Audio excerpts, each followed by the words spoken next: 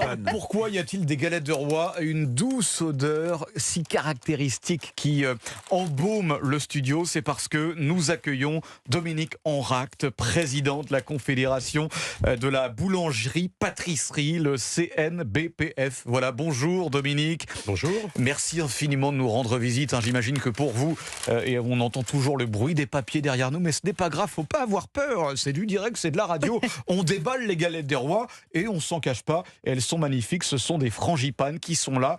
On va dans quelques minutes marquer une courte page de publicité, mais on va s'y mettre maintenant. On va marquer la pub et puis on revient juste après avec vous, Dominique Enracte, président de la Confédération de la boulangerie-pâtisserie.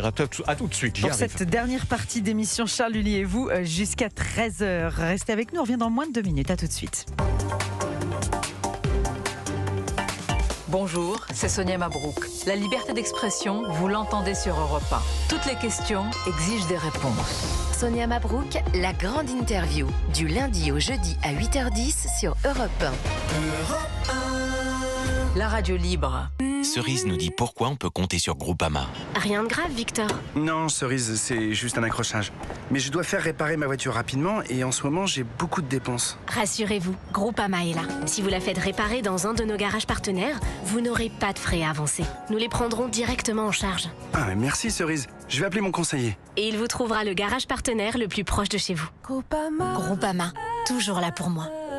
Plus d'infos sur groupama.fr. Pour les conditions et limites des garanties, se reporter au contrat. Articulé, je vous l'ai déjà dit sur scène, articulé. Chantal, je veux bien vous donner la réplique, mais bon... Taisez-vous, arrogant, écoutez-moi. Bah oui, mais... Chacun découvrez le plus grand choix de pergola pour un confort maximal.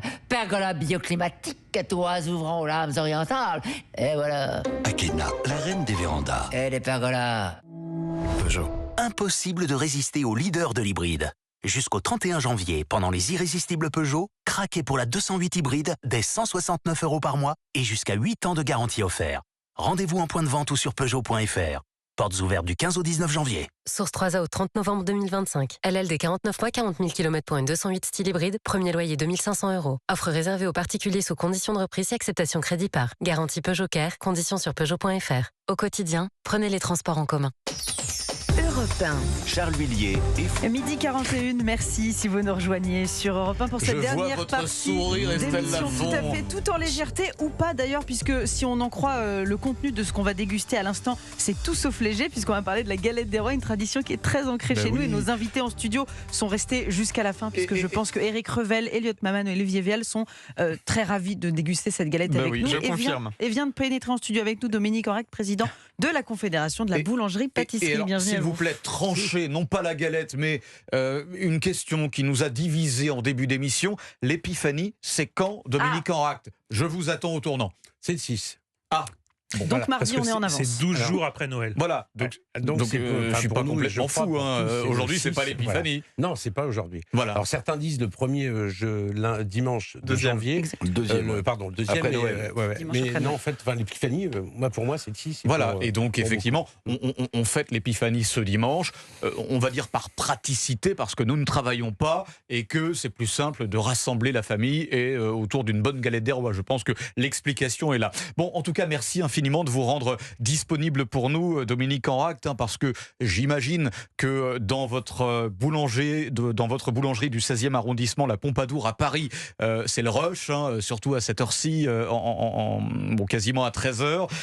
Parlez-nous de ces deux galettes que vous nous avez amenées.Elles ne viennent pas de chez vous, mais de chez l'un de vos confrères, c'est ça ? Tout à fait. C'est un confrère qui est dans le 15e arrondissement, le Moulin de la Croix-Nivert. Monsieur Boulier. Jean-Yves Boulier, qui est un très bon professionnel, qui a gagné déjà beaucoup de concours, et à qui on confie la galette qu'on va emporter à l'Élysée lundi.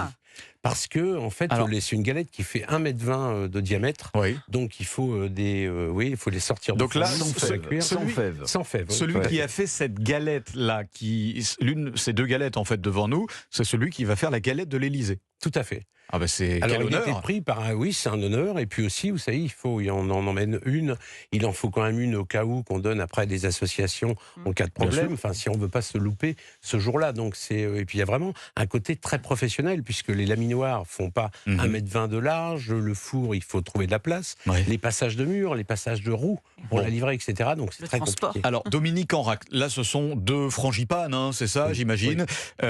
Alors elles sont magnifiques, elles sont brillantes et vraiment là on met en avant le savoir-faire de nos artisans, boulangers, pâtissiers qui font pour moi partie du patrimoine de notre gastronomie et plus généralement du patrimoine de notre culture française. Vous êtes vous-même un artisan du goût et rien que pour ça on doit vous respecter au même titre qu'un agriculteur. Malgré tout, vous avez des charges, Dominique Enrac. Malgré tout, vous êtes confronté aussi, et ça on va en parler dans un instant avec Olivier Vial, à la concurrence des supermarchés qui font peut-être pas les mêmes produits, mais ces 2 galettes là qui doivent faire quoi, une trentaine de centimètres de diamètre, combien elles coûtent chez vous dans un établissement parisien et pas qu'à Paris d'ailleurs, hein, parce que ce sont peu ou prou les mêmes prix. Voilà, grosso modo ce qu'on trouve chez les artisans. Alors il faut parler de Paris, mais aussi la province. Province, après savoir y a que pas que chaque Paris. Boulanger décide du prix qu'il veut faire. Hein. Oui. Il n'y a pas d'entente, bien évidemment, mais ce qu'on trouve régulièrement chez, je dirais, les artisans, entre 3,50 et 6 € la part pour le gros. Une galette, alors le prix d'une galette entière pour que les gens puissent s'en rendre compte. Voilà, par exemple, on est là, c'est une galette visiblement de 8 personnes et 8 belles parts, on sera entre 30 et 40 €. Voilà. Bon. C'est pas le même prix qu'il y a quelques années. Comment on explique tout augmente? Vous allez me dire, c'est tout à fait normal. Et c'est pas un reproche que je fais à vos confrères Dominique Enrac, mais c'est vrai qu'il faut en parler. Comment on explique cette différence? Écoutez, là, avant, c'était plutôt 25 €. Il y a 10 ans, c'était 20 €. 20 € il y a 10 ans. Hein. Je crois que vous ne vous souvenez pas, en fait, parce que finalement, il n'y a pas eu tant d'augmentation que ça, sur le pain. Où en fait toutes ces viennoiseries, et je vois encore cette année, beaucoup d'artisans disent bon écoutez, on ne change pas cette année, on n'augmente pas, on parle de pouvoir d'achat, etc. Donc finalement, ça n'a pas explosé. Mais par contre, ce qui donne une grosse différence, c'est tous ces prix cassés par les grandes surfaces qui prennent J'aimerais venir. Olivier Vial, vous en parliez pendant la pub, vous interpelliez Dominique Enrac à ce sujet, parce que évidemment, en grande surface, c'est pas 40 € la galette. Non, effectivement, cette année, vraiment... Je précise que vous avez une vraie légitimité à en parler parce que la gastronomie, c'est votre dada. Hein, voilà. Non, mais c'est vrai qu'aujourd'hui, les supermarchés ont décidé de faire de la galette des rois un produit d'appel et sont allés très loin. C'est 6 € une galette des rois en supermarché. J'aurais même trouvé à 2,90 €. Mais effectivement, on n'est pas du tout sur le même produit, on n'est pas du tout sur le même feuilletage. En fait, la vraie différence, c'est parce que dans une galette, ce qui est très intéressant, c'est le feuilletage. Et entre un feuilletage qui est réalisé par un artisan qui demande effectivement une technique extrêmement fine pour mettre le feuilletage, le beurre, etc. Et ce qui est fait avec des machines où tout est mélangé automatiquement, c'est pas du tout la même chose. Après, pour le prix, il y a aussi quelque chose qui a évolué ces dernières années, c'est que aujourd'hui, réellement, la galette est en train de s'imposer, y compris dans les régions où traditionnellement on avait la brioche des rois, qui était beaucoup moins chère. La brioche des rois, c'est beaucoup moins cher que la galette. Oui, alors notamment il y avait ça en Vendée, hein, beaucoup. En Vendée, dans le sud, le sud, c'était des brioches avec des fruits confits. Et c'est vrai que petit à petit, il y a une uniformisation de la galette, et la galette frangipane, qui était plutôt quelque chose qui existait dans le nord de la Loire, est en train de traverser toute la France. Tout à fait. Alors c'est vrai que Dominique Enrac, cette galette en fait frangipane, ça représente à peu près aujourd'hui 70% de la consommation. Oui. C'est-à-dire on garde quand même. Je vois un collègue me disait, il est très très fort en brioche là-bas, mais ils font moitié aujourd'hui. Mais ça reste encore brioché, très tradition pour les locaux. Après, je voudrais revenir quand même sur ce prix de... Oui, ça il faut en parler. Vous savez, le prix, par exemple, on voit en plus, dernièrement, vous l'avez vu, dans le beurre, le sucre, les œufs, tout ça avait augmenté, 100% d'augmentation. Je sais bien. C'est-à-dire que vous avez, vos collègues et vous-même, avez peut-être rogné sur vos marges, sur une galette, parce que les charges augmentent et les prix sont toujours très contenus, vous me le disiez tout à l'heure. Ils essaient, c'est-à-dire qu'on essaie que ça soit toujours dans un magasin, que ça soit un produit à abordable pour tout le monde. Ouais. Donc évidemment, c'est pas les mêmes prix que la grande distrib, mais c'est pas non plus les mêmes produits. C'est pas les mêmes produits. Beurre, pardon, mais si j'étais Jean-Pierre Coff, je vous dirais dans les supermarchés, c'est de là et vous connaissez la suite. Voilà, évidemment, voilà. Mais à la limite, bon, pour 3 €, ce qu'on peut dire, et nous, on se bagarre pas contre ça parce que déjà, c'est pas le même produit. Mais c'est pareil que tout le monde peut manger une galette. Non, mais voilà. mais c'est une insulte en fait à votre métier, je pense, moi, Dominique Enract, parce que vous êtes, je vous le disais tout à l'heure, des artisans du goût. Et en fait, le problème, c'est qu'il y a certains gosses, et je le concède tout à fait, hein, il y a des familles qui peuvent pas se permettre de dépenser 40 € dans une galette des rois. Mais certains enfants, leur Madeleine de Proust sera à jamais d'aller sous la table.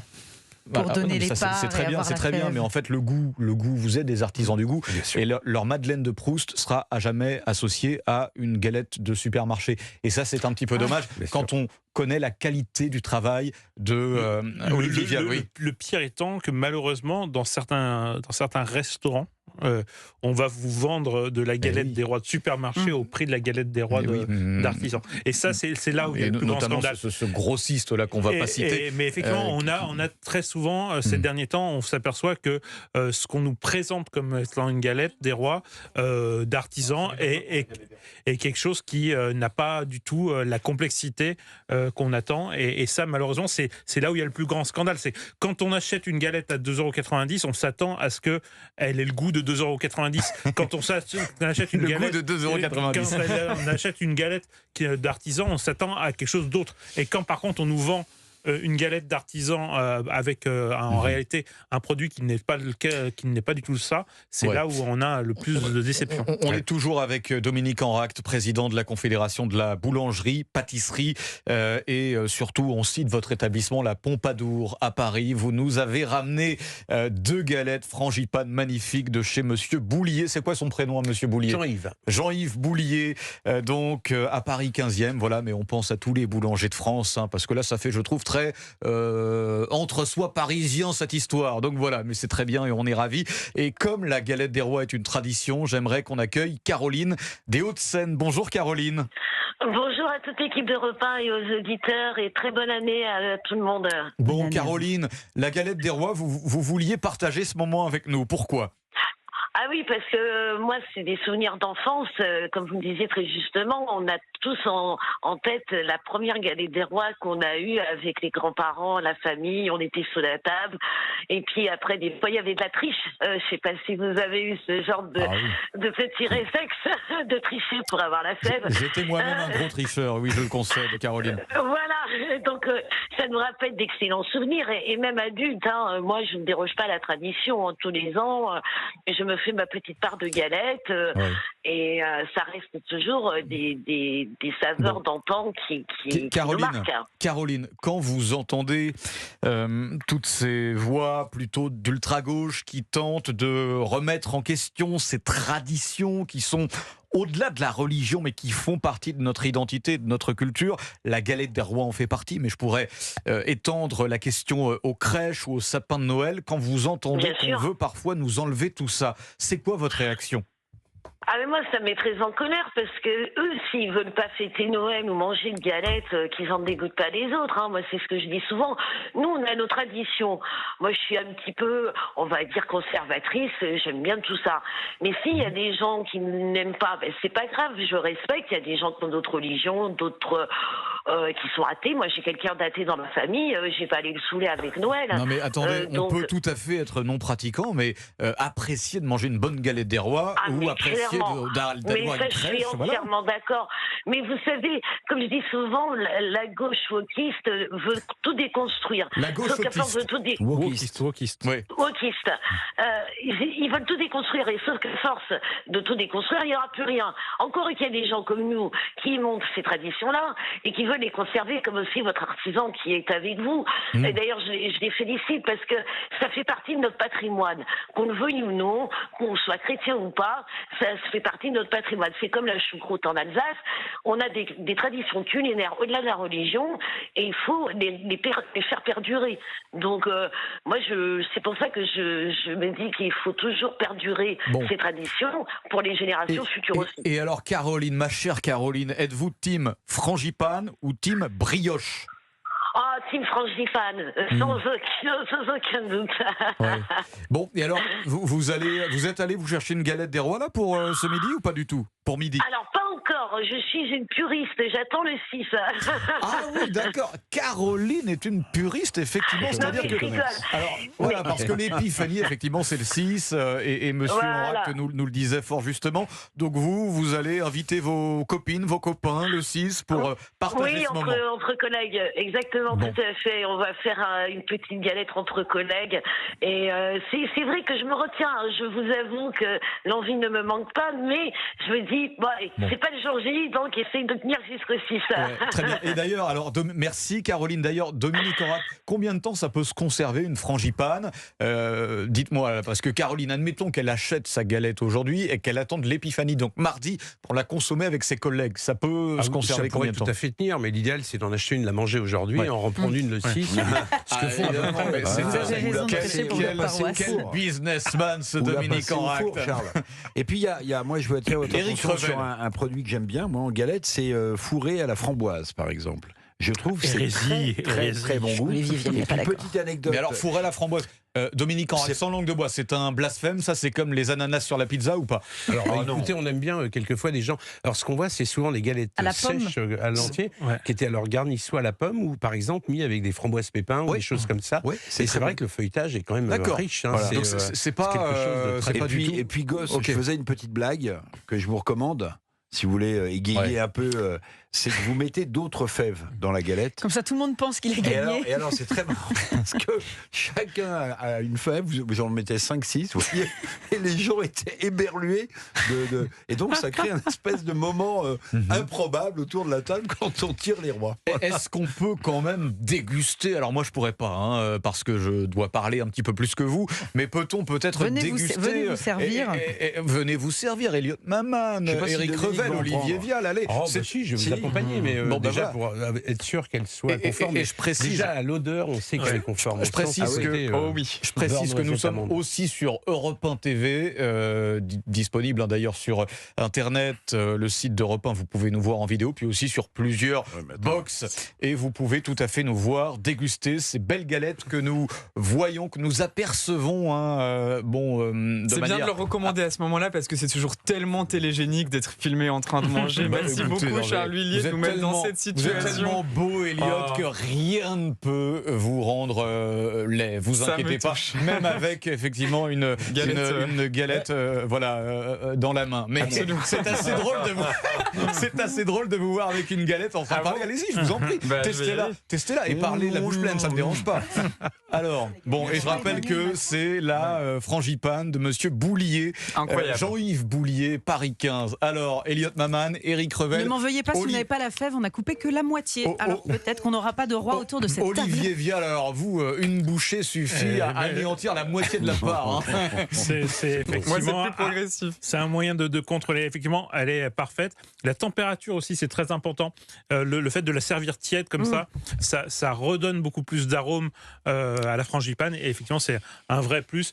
Très souvent, on les a qui sont quasiment congelés.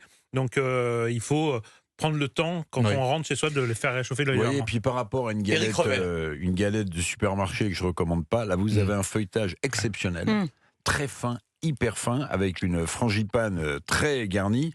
Et en général, sur les galettes industrielles, vous avez exactement le contraire. C'est-à-dire que vous avez un feuilletage qui est étouffe chrétien avec une frangipane qui n'en a que l'odeur. Qu'est-ce qui... Je pense qu'il a même un feuilletage inversé. Donc il y a vraiment cet équilibre entre le feuilletage de la crème d'amande, qui est moelleuse, et qu'on voit qui est chargé en amande, ce qu'on ne trouve pas dans des galettes industrielle où la crème est lisse en fait. Voilà, effectivement, et on peut apercevoir parce que c'est de la radio. On a un gagnant. Et nous avons Éric Revel qui a la fève, effectivement. Il trichait régulièrement. Ça trouve, il l'avait dans sa poche. Il est venu avec des fèves dans sa poche. Non, c'est un petit pot de lait, vous savez, comme quand on récupérait le lait à la ferme. Voilà, tradition aussi. Alors, juste quand même, alors bravo à Éric Revel, c'est dommage, on n'en a pas de couronne, Éric Revel. D'ailleurs, peut-être dans le sac. Peut-être dans le sac, mais bon, on va pas lui faire l'affront de mettre une. Non, vous avez de la chance. C'est Éric Revel, il a un certain statut à défendre. Je choisis ma reine. Voilà. En même temps, il n'y en a pas beaucoup autour de la table. Alors mettez vos couronnes. Dominique Orac, alors. pour tous ceux qui voudraient s'essayer à la frangipane et à la confection d'une frangipane à la maison. Est-ce que c'est compliqué à faire pour quelqu'un qui n'a pas du tout le côté cordon bleu comme moi, ou bien c'est à la portée de n'importe qui? Sans langue de bois. Non, vraiment sans langue de bois, c'est très compliqué parce qu'il y a déjà le feuilletage. Feuilletage qui va avoir 6 tours, donc il faut une détrempe, du repos, du froid, de façon des endroits pour allonger, pour faire les tours. Le métier de tourier, c'est faire les tours. Tout à fait. C'est une spécialité d'ailleurs. Oui, tout à fait. On a d'ailleurs 60 écoles qui sont remises dans le goût du jour. Et en fait, après, la crème d'amande sera un peu moins... on peut la faire comme on veut, mais ça sera un peu moins compliqué. Mais par contre, après, il faut aussi un four qui soit, et c'est souvent ça qui pêche chez les ménagères, un four qui ait la même pression, enfin la même cuisson uniforme. Mais vraiment, ce qui donne beaucoup de temps et de travail, c'est le feuilletage. Bon, et donc, pour faire simple, vous ne conseillez pas à quelqu'un qui n'a pas l'équipement et pas les compétences de se lancer dans la confection d'une frangipane. Voilà. Écoutez, c'est toujours bien, mais bon, le résultat ce sera pas aussi bon que chez Monsieur Boulier de Paris 15. Voilà, et puis 34 000 artisans boulangers qui sont là prêts à vous servir avec des produits locaux et régionaux, donc c'est bien. Parce que vous représentez, et je vais à nouveau vous remercier, Dominique Enrac, c'est la fin de cette émission. Vous êtes président de la Confédération de la boulangerie-pâtisserie et également boulanger donc à Paris 16. Merci infiniment de nous avoir rendu visite durant cette journée qui n'est pas la plus simple pour vous parce que j'imagine que vous avez énormément de travail. Je remercie également tous ceux qui nous ont appelés et je remercie chaleureusement Éric Revel, Elliot Maman, Olivier Vial. Merci, certains d'entre vous ont encore la bouche pleine. Non, ça va, c'est bon. Vous pouvez me saluer. Tout va bien. Elle était bonne. Incroyable. Bon, parfait, merci. Au niveau de l'émission. Au niveau de l'émission, bon, c'est gentil. Elliot Maman, Estelle Lafonge était ravie de partager ces quelques jours avec vous.